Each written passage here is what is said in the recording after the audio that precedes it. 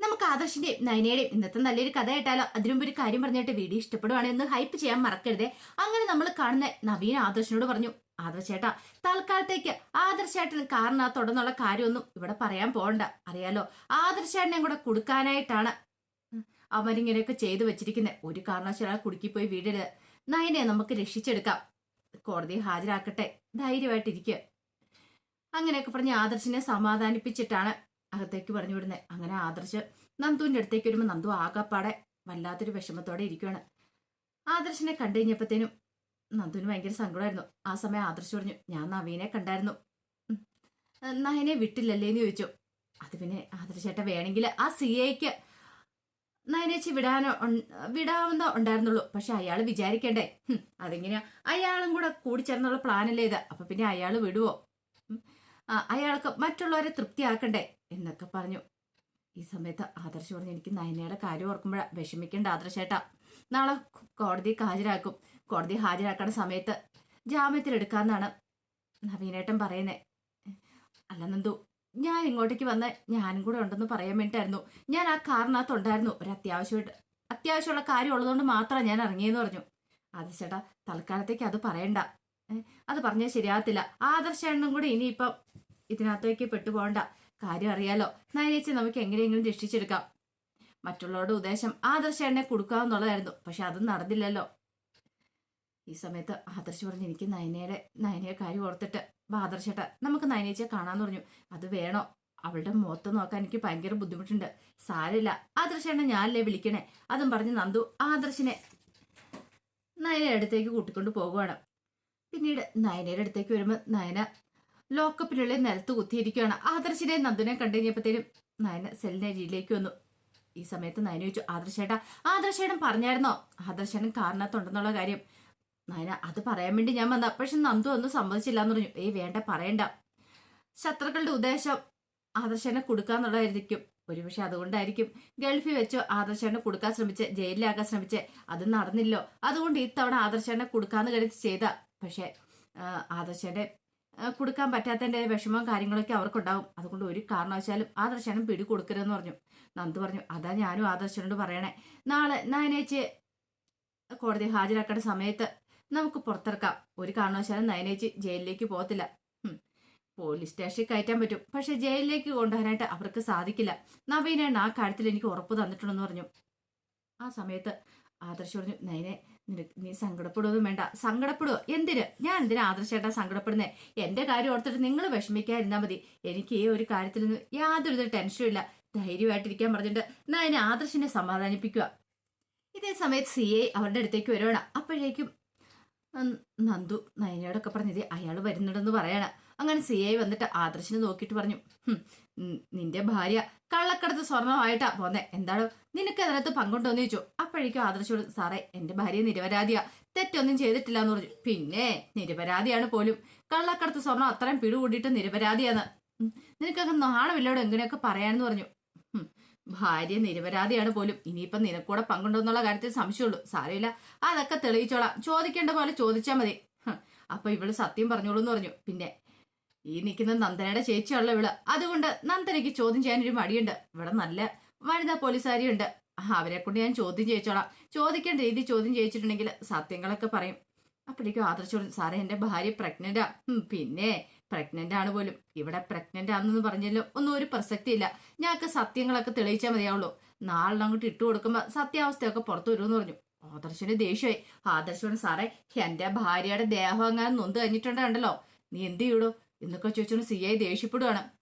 നീ എന്നെ തല്ലുവോ? സാറേ, സാറിന്റെ ദേഹത്ത് ഈ യൂണിഫോം ഉള്ളതുകൊണ്ടല്ല സാർ ഇത്ര ഇതാകുന്നേ.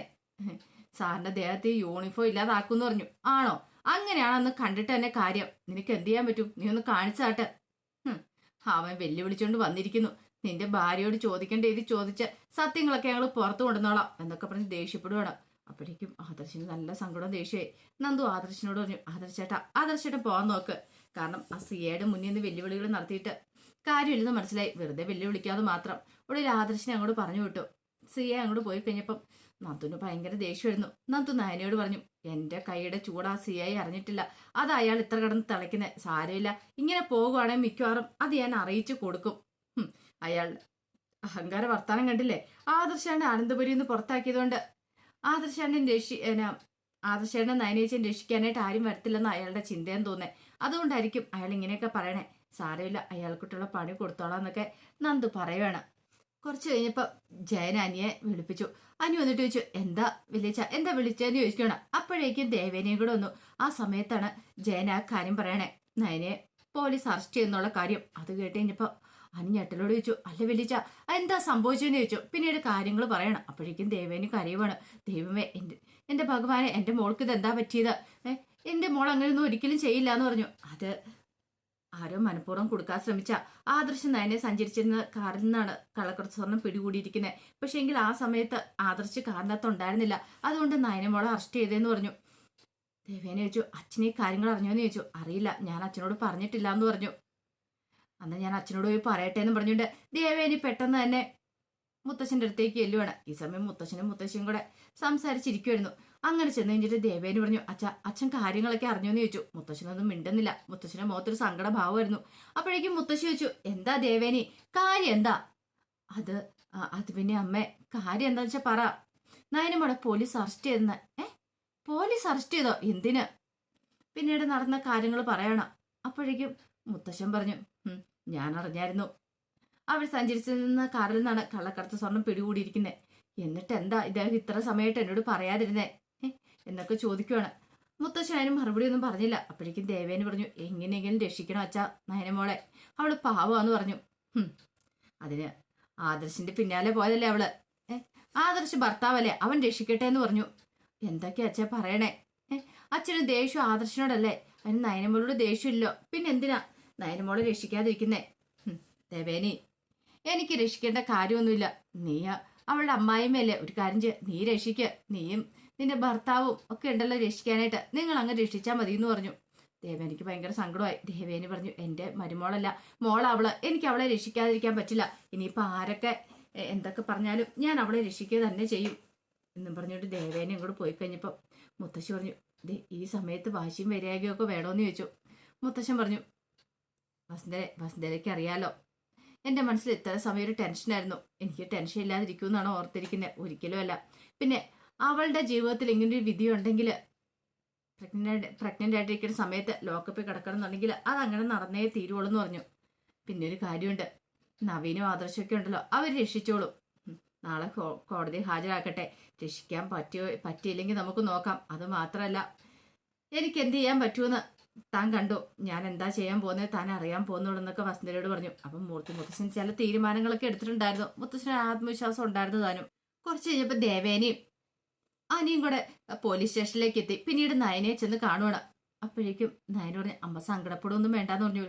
എന്നാലും എൻ്റെ മോളെ, എനിക്കിത് വിശ്വസിക്കാൻ പോലും പറ്റുന്നില്ല. നിനക്കിത് എന്താ പറ്റിയത്? ആ സമയത്ത് നയന പറഞ്ഞു, അമ്മയ്ക്കും മനസ്സിലായല്ലോ, ഇത് മനഃപൂർവ്വം എന്നെ ആദർശേട്ടനെ കൊടുക്കാൻ നോക്കിയതാ. ഭാഗ്യം കൊണ്ടാ ആദർശേട്ടൻ രക്ഷപ്പെട്ടേന്ന് പറഞ്ഞു. ആദർശേട്ടൻ ഇവിടെ വന്ന് കുറ്റം ഏറ്റെടുക്കാൻ തയ്യാറായതാ. പക്ഷെ ഞാൻ പറഞ്ഞു, വേണ്ട, അതിന്റെ ആവശ്യമില്ല എന്ന് പറഞ്ഞു. ദേവേന പറഞ്ഞു, മോള് വിഷമിക്കൊന്നും വേണ്ട, ധൈര്യമായിട്ടിരിക്കുക. ഇത് കൊടുക്കാൻ നോക്കിയെന്നുള്ള കാര്യം നമുക്കറിയാം. ആ സിയേനെ ഒന്ന് കാണണം, അതുകൊണ്ട് പ്രയോജനം ഉണ്ടെന്ന് തോന്നില്ലമ്മേ. ആ സിയേക്കും ഇതിനകത്ത് മനസ്സറിവുണ്ട്. അയാളും കൂടെ ചേർന്നിട്ട് ഈ നാടങ്ങുന്നെന്ന് തോന്നേ. അല്ലെങ്കിൽ ഒരു ഇൻഫർമേഷൻ കിട്ടിയ ഉടനെ വന്ന് വണ്ടി ചെക്ക് ചെയ്ത് ഇങ്ങനെയൊക്കെ പിടികൂടുവോ? അതാരോ കൊണ്ടേ വെച്ച സാധനം അത്. ആ സിഐക്ക് നന്നായിട്ടറിയാം. അതുകൊണ്ടാണ് അയാൾ കിടന്ന് കളിക്കണേ. അല്ലായിരുന്നെങ്കിൽ ഇങ്ങനെയൊന്നും സംഭവിക്കില്ലായിരുന്നു പറഞ്ഞു. ദേവേനി പറഞ്ഞു, മോള് വിഷമിക്കൊന്നും വേണ്ട, സങ്കടപ്പെടുകയൊന്നും വേണ്ട, ഞങ്ങളൊക്കെ ഇല്ലേ. അതുകൊണ്ട് മോള് ധൈര്യമായിട്ടിരിക്കുക. ഞാനൊന്ന് സിഐയെ കണ്ടിട്ട് വട്ടെ, ജാമ്യത്തിൽ എടുക്കാൻ പറ്റുമെങ്കിൽ ജാമ്യത്തിൽ എടുക്കാന്ന് പറഞ്ഞു. ഇന്നിനി ഒന്നും നടക്കില്ലമ്മേ, നാളെ കോടതി ഹാജരാക്കണം എന്നാ പറഞ്ഞേ. നവീൻ വന്നപ്പോഴും അങ്ങനെ തന്നെ പറഞ്ഞെന്ന് പറഞ്ഞു. ഒടുവില് അനിയും ദേവേനും കൂടെ സിയയുടെ അടുത്തേക്ക് വരുവാണ്. അങ്ങനെ സിയയുടെ അടുത്ത് വന്നിട്ട് സിയയോട് സംസാരിക്കാൻ തുടങ്ങുമ്പോൾ സിയ ചോദിച്ചു, നിങ്ങൾ ആരാന്ന് ചോദിച്ചു.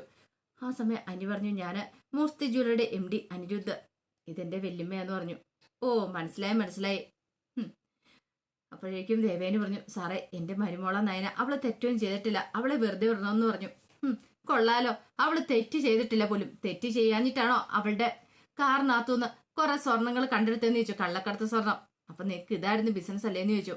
ദേവേനി പറഞ്ഞു, സാറേ, ഞങ്ങൾ സത്യസന്ധമായിട്ട് ബിസിനസ് ചെയ്യുന്നവരാ, ഒരിക്കലും ഞങ്ങൾ ഇങ്ങനെ കള്ളക്കടത്ത് സ്വർണ്ണം ഒന്നും കൊണ്ടുപോകാറില്ല. സാറിന് ആരോട് ചോദിച്ചാലും അറിയാണ്ട് സാധിക്കും, ഞങ്ങൾ ഇന്നുവരെ അങ്ങനെ പേരെടുത്തവരൊന്നും അല്ലെന്ന് പറഞ്ഞു. ഇനി നിങ്ങൾ അങ്ങനെയൊക്കെ പറയൂലോ, പക്ഷേ ഞങ്ങൾക്ക് ഞങ്ങളുടെ ഡ്യൂട്ടി ചെയ്തേ മതിയാവുള്ളൂ പറഞ്ഞു. സാറേ അവളെങ്ങനെയെങ്കിലും പുറത്തിറക്കണം, അവളൊരു തെറ്റും ചെയ്യാത്തോളാന്ന് പറഞ്ഞല്ലോ. ദേ നിങ്ങൾ കൂടുതൽ ഇവിടെ കിടന്ന് പറയരുത്, ഇനി പറഞ്ഞിട്ടുണ്ടെങ്കിൽ നിങ്ങളെയും കൂടെ പിടിച്ച് അകത്തുണ്ടായിട്ട് വരൂ. ദേവേനി പറഞ്ഞു, സാറിന് പൈസയാ വേണമെങ്കിൽ എത്രയോ വെള്ളം തരാം, നക്കാപ്പിച്ച പൈസയില്ല, അതിൽ കൂടുതൽ പൈസ തരാം, എന്ത് വെള്ളം തരാന്ന് പറഞ്ഞു. അത് കേട്ടിപ്പോ അയാൾ പറഞ്ഞു, ദേ നിങ്ങൾ ഇവിടെ കിടന്ന് കൂടുതൽ ഷോ വെച്ചാണ്ടല്ലോ, എന്ത് ചെയ്യുന്ന എനിക്ക് പോലും അറിയത്തില്ല. പൈസ എന്ന് എന്നെ ഒതുക്കാന്ന് വിചാരിച്ചില്ലേ, വെറുതെയാ. അങ്ങനെയൊന്നും ഒതുങ്ങുന്നവനല്ല ഈ CI. നിങ്ങളുടെ മരുമോള് തെറ്റ് ചെയ്തിട്ടുണ്ടെങ്കിൽ അവൾക്ക് ശിക്ഷ കിട്ടുമെന്ന് പറഞ്ഞു. ദേവേനെ പറഞ്ഞു, സാറിനും അറിയാം എനിക്കും അറിയാം എന്റെ മരുമോള് തെറ്റൊന്നും ചെയ്തിട്ടില്ലെന്ന്. പിന്നെ ഇപ്പൊ സാർ ആർക്ക് വേണ്ടി ചെയ്യുന്നതെന്ന് എനിക്ക് അറിയത്തില്ല. പക്ഷെ ഒരു കാര്യം ഓർത്ത സാറേ, എന്റെ നയനമോള് പുറത്തിറങ്ങുക തന്നെ ചെയ്യുമെന്ന് പറഞ്ഞിട്ട് ദേവേനെ അങ്ങോട്ടേക്ക് നടന്നു. ആ സമയത്ത് അനിയ എന്നിട്ട് സിയോട് പറഞ്ഞു, സാർ ഇവിടെയൊക്കെ തന്നെ കാണുമല്ലോ അല്ലേ, നമുക്ക് വീണ്ടും കാണാം എന്നിങ്ങനെ പറഞ്ഞു. ഒരു ഭീഷണിയുടെ സ്ഥലത്തിലാണ് പറയണേ. എനിക്ക് മനസ്സിലായി സിയയും കൂടെ അറിഞ്ഞിട്ടുള്ള കളിയാന്ന്. പിന്നീട് ദേവേനയും അനിയും കൂടെ നന്ദുവിന്റെ അടുത്തേക്ക് എല്ലുക. അങ്ങനെ നന്ദുവിനോട് കാര്യങ്ങൾ പറഞ്ഞ സമയത്ത് നന്ദു പറഞ്ഞു, എന്ത് ചെയ്യാൻ പറ്റും, ആ CA വിചാരിച്ചാൽ പുറത്തിറക്കായിരുന്നു. പക്ഷെ CA വിചാരിക്കണ്ടേ, അയാൾ പൈസ മേടിച്ചിട്ട് ആരോടോ പൈസ മേടിച്ചിട്ട് ചെയ്തിരിക്കുന്ന കാര്യം ഇത്. ആദർശന്റെ കൂടെ കൊടുക്കാൻ പറ്റാത്തതിൻ്റെ ഒരു വിഷമമുണ്ട്. പക്ഷെ സാരമില്ല, നമുക്ക് നോക്കാം എന്താന്ന് വെച്ചാൽ. പിന്നെ നയനേച്ചിക്ക് ഇവിടെ ഒരു പ്രശ്നം ഉണ്ടാകത്തില്ല, ഇന്ന് രാത്രി കഴിയട്ടെ, നാളെ കോടതി ഹാജരാക്കുന്ന സമയത്ത് നവീനേട്ടൻ പറഞ്ഞ അവിടെ വെച്ച് ജാമ്യം എടുക്കാന്നൊക്കെ പറഞ്ഞേ. അതുകൊണ്ട് ആ കാര്യത്തിലൊന്നും വിഷമിക്കുകയാണെന്ന് പറഞ്ഞ് ദേവേനെയൊക്കെ സമാധാനിപ്പിക്കുകയാണ്. അതിന്റെ വിശേഷങ്ങളൊക്കെയാണ് കാണുന്നത്. ഇതിന്റെ ബാക്കി വിശേഷങ്ങളുമായിട്ട് വൈകുന്നേരത്തെ പ്രമോയി വരാട്ടോ. ഒരിക്കൽ കൂടി എല്ലാവർക്കും ശുഭദിനം നേർന്നുകൊണ്ട് നിർത്തുന്നു.